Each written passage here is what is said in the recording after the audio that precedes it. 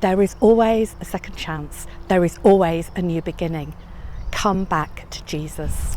So this morning we've been thinking about an encounter that Jesus had after his resurrection that was particularly important for Peter.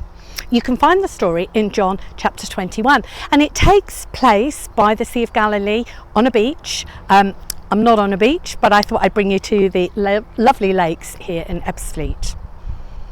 And as we look at this story, I want us to consider the amazing generosity of God, the limitless love that he shows, and the undeserved mercy that he shows to Peter, but also to us.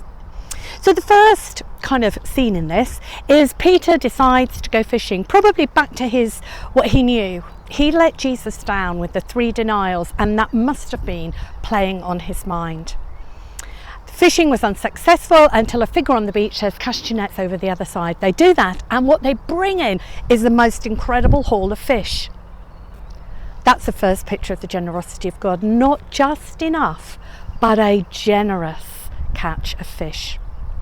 I wonder, are you struggling with a work situation that you're plodding on faithfully, or a ministry situation, or something where you just feel you're not making any headway? Have you thought about praying? Inviting Jesus in to give you perhaps a fresh perspective or a fresh understanding. And then the second thing I love about this story is that instead of Jesus saying, right Peter, now I've got you, let's do some talking, let me explain some theological stuff to you, he simply says, come and have breakfast. Jesus has made breakfast on the beach for them. There's bread, there's fish, they bring their fish too. And that wonderful welcome is grounded, and it's in the ordinary. And Jesus invites us too. And again, I wonder, do we take that time? Will we accept his invitation to sit with him sometime this week and let him speak to us? And then the third thing was the 3 questions that Jesus asked Peter. Do you love me?